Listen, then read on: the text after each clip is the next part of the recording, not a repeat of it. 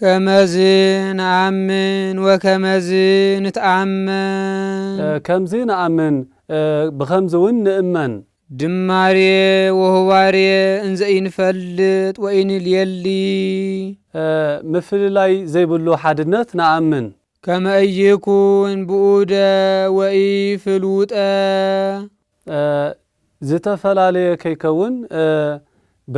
بحدنتو نأمن نفلت ونليلي كما يكون هوسا بسم بجبري بأكل عبسل السنتو كين حواوس كنرد إجباء بسم بجبر بأكل سلسة ببهاري بهلونا بأجزازا حدا مخانو نأمن أكو زنيب سلستو كما أبراهام يساق ويعقوب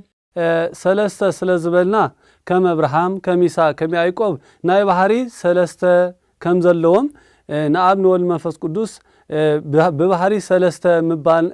مبالنا يكونن ويكنبل أيقبانيو الله أحدو وإيتو إنزا سلستو قتصاوية سلسة أكالات ببحري بهلونا بأقازازا حادة إلنا نأمن نأمن أكو زنيب أحدو كما أدام قدامي كلو فطرات حادة سلزبلناون كمتي بكرة فطرات كنمي فطراتات نامي جمرة فطرات زخونة أدام حادة أكال زخونة سلاسي بأكال حادة مالتنا أيكونن الله سلستو وإيتو إنزا أحدو هلاوية ببحري حادة انكالو بسم بقبر بأكال سلستينا نأمن نأمن دا أمبر ناهو نسموامو لأيهود أكويان أكويا تنقلنياتات أيهود راي ولا إسماعيلاويان جيغويان كمون نتم جوجيات زخونو إسماعيلاويان راي إنزا يبلو أحدو قدس أكزيابيهر وأحدو أكال حادة أكال حادة قدس كبلو نسمع مالنا بإلبوت ومو اسم أوران لب أمونتو بدون قرنا بزي مفلات لبهم زعورو سلازخونو حادة قص حادة أكال كبلو نسمع مينا عندم سمع إسرائيل أهدو أملاكك زبولو بزي مفلاتهم جوجيات إسماعيلاويان كزاربو نسمع ناهو نرئيومو لعرمي متعويان زبزو عمالكتي هومو وبزو أغاننتي هومو أغاننتهم بزوح زخونو أب طاوتاتهم بزحات أغاننتي زحادرو أغاننتهم بزوح زخونو أرمايانون كم زخبلون سمعوا مالنا ننسى نتلو أمره تسناي فنوت نحنا جن أرأيا أبنت النجبرم وانجيل نزمهرو ممهران إيو أروتي يعني سناي كم زبل بو كم أون لفنات بفنات يبل نحنا أرأيا أبنت النجبرم وانجيل نزمهرو كنوعات ممهرانيو بو لفنات يبل ንሕና ኣርኣያ ኣብነት እንገብሮም መምሃራን ወንጌል ዝምህሩ እዮም ቦ ከምኡውን ኣምርህተ ሰናይ ይብል ብትምህርቶም ናብ ወንጌል ዝመርሑ ኣርኣያ ኣብነት እንገብሮም መምሃራና እዮም ከምኡውን ወንጌል ዝምህሩ ብትምህርቲ ናብ ጽቡቕ ስነ ምግባር ዝመርሑ ኣብነት ኣርኣያ ዝኾኑና መምሃራን እዮም በከመ መሃሩነ ሐዋርያት ሐዋርያት ኣብነት ኣርኣያ ከም ዝኾኑና አንድም ሐዋርያት ኣብ ፀሐይ ወልድ ፀሐይ መንፈስ ቅዱስ ፀሐይ ኢሎም ከም ዝመሃሩና እንዘ ይብሉ ከምዚ ኢሎም ኣብ ፀሐይ ይበሃል ወልድ ፀሐይ ይበሃል መንፈስ ቅዱስ ፀሐይ ይበሃል ኣሃዱ ውእቱ ፀሐየ ጽድቅ ዘላዕለ ኩሉ ብልኡል ባህሪኡ ኣብ ላዕሊ ዘሎ ሓደ ፀሐይ ይበሃል መብርሂ ንፀሐይ ሰለስተነት ኣለዎ ቅርጹ ወይ ኣካሉ ሙቐቱ ብርሃኑ ማለት እዩ ብኣካሉ ኣብ ብብርሃኑ ወልድ ብሙቐቱ ብዋዕዩ መንፈስ ቅዱስ ይምሰል ንፀሐይ ሰለስተ ፀሐይ ከም ዘይንብላ ንሓንቲ ፀሐይ ሰለስተ ፀሐይ ከም ዘይንብል ከምኡ ድማ ሰለስተ ኣምላኽ ኣይንብል ኢና ሓደ ኣምላኽ ብባህሪ ብህልውና ብኣገዛዛ ሓደ ኣምላኽ ኢልና ንኣምን ከምኡውን ንእመን ዳ እምበር ኣብ እሳት እዩ ወልድ እውን እሳት እዩ ወመንፈስ ቅዱስ እሳት መንፈስ ቅዱስ እውን እሳት እዩ ኣሃዱ ውእቱ እሳተ ሕይወት ዘእምአርያም እሳትነት ናይ እሳትነት ሕይወት ዘለዎ ኣብ ኣርያም ኣብ ልዕልና ናይ እሳትነት ሕይወት ዘለዎ ሓደ እሳት እዩ መብርሂ ንእሳት ሰለስተነት ኣለዎ ኣካሉ ብርሃኑ ሙቐቱ ማለት እዩ ብኣካሉ ብቅርጹ ኣብ ብብርሃኑ ወልድ ብዋዕዩ መንፈስ ቅዱስ እዩ ከምቲ ሰለስተ እሳት ዘይበሃል ከምኡ ድማ ብባህሪ ብህልውና ብኣገዛዛ ሓደ ኣምላኽ ኢልና ንኣምን ከምኡውን ንእመን ኣብ ጎህ እዩ ወልድ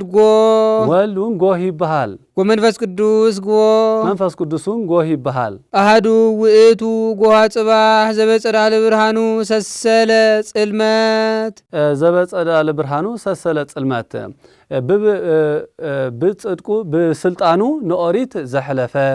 ከምኡውን ንሓጢኣት ንድንቁርና ዘጥፈአ ሓቀኛ ጎህ እዩ መብርሂ ጎህ ወይ ጊሓት ሰለስተነት ኣለዎ ንሱ ድማ ኣካሉ ብርሃኑ ርቀት እዩ ኣካሉ ጎህ ቀደደ ወይ ድማ ጊሓት ቀዲዱ ናይኑ ጎህ ቅድሚ ፀሓይ በሪሁ ማለት እዩ ከምኡውን ብርሃኑ ብዕፁ ገዛ ብርሃኑ ካብ ጽንፍ ክሳዕ ጽንፍ ዓለም ይበርህ ርቀቱ እውን ብዕፁ ገዛ ብርሃን ይኣቱ ማለት ርቀቱ ዘርኢ ከምቲ ንጎህ ሰለስተነት ዘለዎ ስላሴ ብስም ብግብሪ በኣካል ሰለስተ ኮኑ ከለው ነገር ግን ሰለስተ ጎህ ከም ዘይበሃል ብባህሪ ብህልውና ብኣገዛዛ ሓደ ኣምላኽ ኢልና ንኣምን ኣብ ጉንደወይን ይበሃል ወልድ እውን ጉንደወይን ይበሃል ወመንፈስ ቅዱስ እውን ጉንደወይን ይበሃል ኣሃዱ ውእቱ ወይነ ሕይወት ዘወቱ ጥዕመ ኩሉ ዓለም ኩሉ ሰብ ጣዕመ ጸጋ ዝረኸበሉ ሕይወትነት ዘለዎ ሓደ ጉንዲ ወይኒ እዩ ንወይኒ ሰለስተነት ኣለዎ ወይነ ብራስዲ ወይነ ጋዲ ወይነ ሰረቅ ይብል እዝስ ብቦታ ብሃገር ይዳ እምበር ወይንስ ሓደ ይብል ቦ ከምኡውን ንወይኒ ሰለስተነት ኣለዎ ጉንዱ ቆጽሉ ፍሪኡ ማለት እዩ ቦ ከምኡውን ወይኒ ሰለስተ ኮይኑ ይበቁል እዩ ማለት ሓደ ዛላ ሰለስተ ዘለላ የፍሪ እዩ ይብል ቦ ከምኡውን ወይኒ ሰለስተ ዓይነት የፍሪ እዩ ጻዕዳ ቀይሕ ጸሊም ኮይኑ ማለት እዩ ከምኡውን ሓደ ወይኒ ሰለስተ መልክዕ ጻዕዳ ቀይሕ ጸሊም ኮይኑ ይረአዩ ማለት እዩ ከምቲ ንወይኒ ሰለስተነት ዘለዎ ከምኡውን ብስም ብግብሪ በአካል ሰለስተ እዮም ከምቲ ሰለስተ ወይኒ ዘይንብል ሓደ ወይኒ ከም ንብል ብባህሪ ብህልውና በአገዛዝኣ ሓደ እዮም ኢልና ንኣምን ሕራይ አብ ሃሊብ ይበሃል ወልድ ሃሊብ ወልድ ሃሊብ ይበሃል ወመንፈስ ቅዱስ ሃሊብ መንፈስ ቅዱስን ሃሊብ ይበሃል አሃዱ ውእቱ ሃሊብ ዘአልወቱ ትውስት ማይ ዘይተሓወሶ ንጹህ ሓደ ጸባ ሓደ ሃሊብ ይበሃል ንጸባ ሰለስተነት ኣለዎ ንስውን ጠስሚ ርጎ ብራህ ማለት እዩ ቦ ከምኡውን ንጠስሚ ሰለስተነት ኣለዎ አካሉ ግዝፉ ርቀቱ ማለት እዩ ከምቲ አካሉ ንሪኦ ግዘፉን ኣለዎ ርቀቱ ድማ ኣብ እምኒ ወይ ድማ ኣብ ርእስኻ ምስ ትገብሮ ይስወር ወይ ድማ ንውሽጢ ይኣቱ ማለት እዩ ርቀቱ ረቂቕ ምዃኑ እዩ ከምቲ ንጸባ ሰለስተነት ዘለዎ ብስም ብግብሪ በአካል ሰለስተ ይበሃሉ ከምቲ ሰለስተ ጸባ ዘይንብል ሓደ ጸባ ከም ንብል ብባህሪ ብህልውና በአገዛዛ ሓደ አምላኽ ኢልና ንኣምን ከመዝ ንኣምን ብነፍሲ ብስጋ ብውሽጢ ብደገ ከምዚ ኢልና ንኣምን ራይ ወከመዝ ንተኣመን ከምዚ ኢልና እውን ንእመን ኣሎና እሺ ወንበል ጸሎተ ሃይማኖት ሃቤቺ ምስ በለ መንፈስ ቅዱስ ገቶ እሞ ጸሎተ ሃይማኖት ንበልበለ ካብ ሊቃውንቲ ጸሎተ ሃይማኖት ዘይፈልጥ የለን ብምባል ጸሎተ ሃይማኖት ንበልበለ ቦ ከምኡውን ካብ ቅዳሴታት ማለት ካብ 14 ቅዳሴታት ናይ ሊቃውንቲ ቅዳሴ እንተኮይኑ ጸሎተ ሃይማኖት ይበሃል ቅዳሴ እግዚ ቅዳሴ ሐዋርያት ቅዳሴ ወልደ ነጎድጓድ እንተኮይኑ አመክንዮ ይዝበሃል ኣብዚ ግን ከም ዘርኢ ከም ድጋም ጸሎተ ሃይማኖት ንበልበለ ንግባእቸ ሃበት እንተ ነገር ወንበል ጸሎተ ሃይማኖት ኢሉ የእትዩ ነበረ እሞ ናብቲ ቀዳማይ ነገርና ናብ ምስጢረ ስጋዌ ንመለስ በለ ቦ ከምኡውን ናብቲ ናይ መጀመርያ ነገርና ዝኾነ ናብ ነገረ ስላሴ ንመለስ በለ ናብ ምስጢረ ስላሴ ንመለስ በለ ንምስጢረ ስላሴ ጥንቱ ዝኾነ ናይ ምስጢረ ስጋዌ ምልአቱን ስፍሓትን ናብ ምንጋር ንመለስ በለ መብርሂ ንምስጢረ ስላሴ ጥንቱ ምስጢረ ስጋዌ እዩ ጎይታ ሰብ ቅድሚ ምዃኑ ዝፈልጦም ኣይነበረን ጎይታ ሰብ ድሕሪ ምዃኑ ግን ስለዝተጋህደ ወአልቦ ዘአይመሮሙ ለስሉስ ቅዱስ ዘእንበለ እምድኅረ ተሰገወ ወልድ ዋሕድ እምቅድስት እሙ ከም ዝበለ ሃይማኖት አበው ቦ ከምኡውን ጥንታዊ ነገር ይብል ናይ ምስጢረ ስላሴ ነገር ናብ ምንጋር ንመለስ ወንህትታ ለቅድስት ድንግል በእንተ ጽንሳ ዘመንክር ለኩሉ ክብርቲ ቅድስቲ ንዝኾነት ንቅድስት ድንግል ማርያም ስለቲ መስተንክር ዝኾነ ናይ ጽንሳ ነገር ንሕተታ እንዘንብልኦ ድንግል ሰባሃደረ ውስተ ከርስቺ እሳተ መለኮት ቅድስት ድንግል እሳተ መለኮት ኣብ ማህፀንኪ ምስ ሓደረ ገጹ እሳት ልብሱ እሳት ክዳኑ እሳት መጓናጸፊው እሳት እፎኑ እያው አየቺ ከመይሉ ባህር የመለኮቱ አይቃጸለክን ከመይ አይቃጸለክን ይብል ወሰብአቱ መንጦላይት ዘነደ እሳት አይቴኑ ተደለወ ወአይቴኑ ተንጦልአ ውስተ ከርስቺ ሰብአቱ ስለዝበለ ተደለው ተንጠሉ እንተዝብል መቐናዕ ነይሩ ልማደ መጽሓፍ እዩ ሸውዓተ መጋረጃ እሳት ኣብ ማህፀንኪ አበይ ተጋረዱ አበይከ ሰፈረ ይብል እምገቦቺ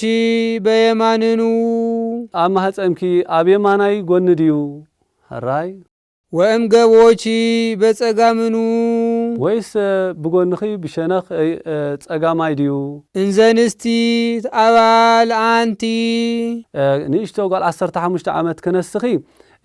ሸውዓተ መጋረጃ እሳት አበይ ናይ ተሸከምኪዮ አበይ ተጋረደ ይብል አበይ ከቆመ ይብል መብርሂ ንእሽቶ በላ ዕድሚያ ጓል 30 ጓል 20 ዓመት እንተትኸውኑን ትሽከሞ ኮይና ማለት ኣይኮነን ናይ ማዕርግ ናይ ጸጋን ክብራን ክገልጽ እዩ። መንበር ችሩባዊ ዘያንጸበርቅ ወዘያአውዶ ነደ እሳት አይቴኑ ተደለወ ወአይቴኑ ተተክለ በወሰከርስቺ እንዘንእስ መርአት አንቲ ንእስቶ ክነስኺ ሸውዓተ መጋረጃ እሳት ዓይንኻ ዝወግእ ነጸብራቁ ዓይንኻ ዝወግእ ችሩቤል ዝሽከምዎ ሸውዓተ መጋረጃ እሳት ኣበይ ተጋረደ ኣበይ ከቆመ ንእሽቶ በለ ቅድስት ድንግል ማርያም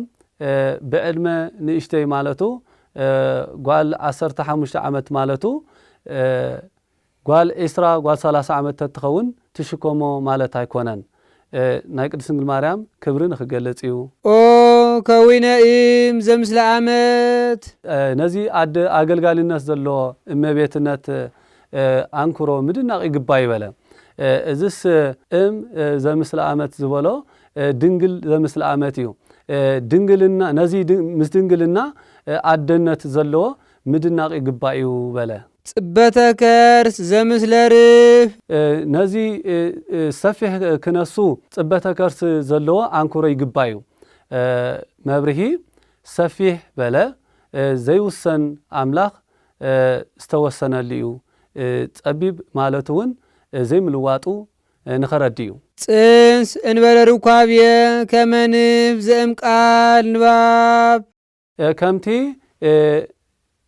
ንህቢ ናይ ሹም ንህቢ ድምፂ ምሰስምዐ ትጸንስ ከምኡ ቅድስት ድንግል ማርያም እንበለዘር ተሸኪማታ እሞ እንበለዘር ኣብ ማህፀና ሓዲሪ እሞ አንኩሮ ምድናቕ ይግባ ይበላ። መብርሂ እታ አንስተይቲ ናይ ንህቢ እቲ ናይ ሹም ንህቢ ድምፂ ምሰስምዐ ኣናህብ ትወልድ ማለት እዩ። ወተኣነዝር እግዝእቶን ለኣንህብት ከም ዝብል ሃሊብ ምስለ ድንግልና ጽሙር ድንግል እንከላ ጸባጡብ ተረኺብዋ እሞ አንኩሮ ይግባ ይብል። ነዚ እውን መብርሂ ዝወለዳ ወሊደን ዝነበራ እንተጥበባ ጸባጡብ ይርከበን እዩ። ድንግል ጓል ኣንስተይቲ እንተጥበበት ግን ጸባጡባ ይርከባን እዩ። ናይ ቅድስት ድንግል ማርያም ግን ካብ ማህፀና ጀሚሩ ዝነበረ ተኣምራት ከም ተፈጸመላ ከረድእ ምስ ወለደቱን ጸባጡብ ተረኸባ። ውሂዘ ሃሊብ ለፈጽሞ ተኣምራት ወመንክራት ይዓጽብ ነቃተ ሃሊብ እምኣጥባተ ድንግል እንተ ይተኣምር ብእሴ ወእይት ካሃሎን ለኣንስት ኣውሁዘ ሃሊብ ዘእንበለ ይትራከባ ምስለ እደው ከም ዝብል ወሶበ እሄሊ ዘንተ ሕልናይ ነዚ ምስ ሓሰበ ይፈቅድ ህሊናየ ይጽብት እመቃብርቲሁ ለወልድቺ ናይ ወድኺ ናይ ፍቅር ወድኺ ናይ ባህሪው ምስጢር ብርቀት ክመራመር ፈተወ። ወያማአብሎ መዋግደ ምስዋራቲሁ ለፍቁርቺ ገዛእ ርእሱ ብገዛእ ርእሱ ዝተሰወረ ናይ ወድኺ ናይ ባህሪ ምስጢሩ ከም ማዕበል ኣናወፀዮ ከም ማዕበል ኣናወጾ ማለት ምምርማር ሰኣንኩ በለ ምምርማር ሰኣነ ሕልኑ ሃራይ ወሶበ ይሄሊ ካይበ ይጽበት ንዝበሎ ካይበ ኢሉ ካልኣይ እውን ሕልናይ ነዚ ምስ ሓሰበ ይፈቅድ ህሊናየ ይርግ ላይለ ናይ እግዚአብሔር ናይ ልዑል እግዚአብሔር ባህሪ ክምርምር ፈተወ። ይውፃ በስውር ወይቅላ መንጦላይተ ምስዋራቲሁ ለህያው ናይ ፍቅር ወድኺ ባህሪው ክምርምር ፈተወ። ወይፈርህ እምነደ እሳት ክምርመር ስለ ዘይክእል ካብዘይ ምርማሩ ዝተለዓለ ፈረሐ። ወእይበጽሕ እስከ መጠነ መንፈቀ መንፈቆሙ ለአየራት ክሳዕ ጠፈር እኳ ክመራመር ኣይከኣለን ቦ ከምኡውን ናይ መላእኽቲ ማዕርግ ናይ ርብዑ እኳ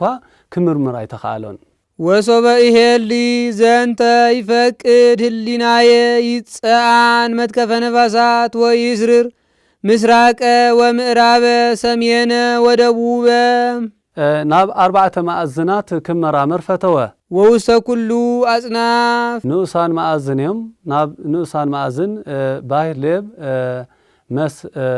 ኣዜብ ዝበሃሉ 4 ንኡሳን ማዕዝን እዮም። ይርአይ ህላዌሆሙ ለፍጡራን ናይ ሌዋታንን ናይ ብሄሞትን ናይ ፍጡራን ክምርምር ፈተወ። ወይ መጥን እመቃቲሆሙ ለአብህርት ናይ ውቅያኖስ ዕምቆት ክልክዕ ክምጥን ይፈቱ በለ መብርሂ ባሕር ዝበሎ ብግእዝ ክበዝሕ ከሎ ኣብህርት ይብል በርባዕትዩ ማእዝን ናይ ዓለም ባሕርታት ስለ ዘለዉ ኣብህርት ይልብዝሖ ቦ ከምኡውን ናብ ውቅያኖስ በርባዕትዩ ማእዝን ዘሎ ባሕርታት ናብ ውቅያኖሳት ስለ ዝውሕዙ እዩ ያእምር ሉዓሌሁ ለሰማይ ናይ ሰማይ ርሕቐቱ ክፈልጥ ወይ ከዓ ክምርምር ይፈቱ ወይ አይይ እንተ በኩለሄ ወበኩሉ ናይ ፈጣሪ ባህሪ ክምርምር ኣይከኣልኩን እሞ ናይ ፍጡራን ባህሪ እውን ክምርምር ኣይከኣለን ስለዚ ናይ ፍጡራን ኣነባብሮም ክምርምር ይደሊ ይብል ቦ ከምኡውን በኩሉ ወበኩልሄ ብወጣኒነት ብማእከላዊነት ቦ ከምኡውን ብፍጹምነት ኮይኑ ክምርምር ይደሊ ይስእን ወይ ገብእ ሓበዝትካ ስላዌሁ ክፈልጥ ስለ ዘይከኣለ ተመራሚሩን ክበፅሕ ስለ ዘይከኣለ ናብቲ ናይ ቀደም ዝነበሮ ዘይምፍላጥ ይምለስ ወይ እዜኒ ኢንህስስ እበያቲሁ ኢንህስስ እበያቲሁ ባህሪዩ ኣይንመራመር ወይነጠናቀቅ ማእምቅቲሁ ዘእይክል ልሳነ ነቢያት ወሐዋርያት ለወድሶ ተመጠነ እበዩ ነቢያት ንወድ ልሳን ናይ ነቢያት ሐዋርያት ንመጠን እቤቱን ክብሩን ተመራሚር ክበፅሖ ዘይከኣለ ንሕና ንባህሪዩ ተመራሚርና ክንበፅሖ ኣይንኽእሊና ይበል መብርሂ ካብ ነቢያት ልቀ ነቢያት ሙሴ በቀዳሚ ገብረ እግዚአብሔር ሰማይ ወምድረ በለ ከምኡውን ነቢ እዝራ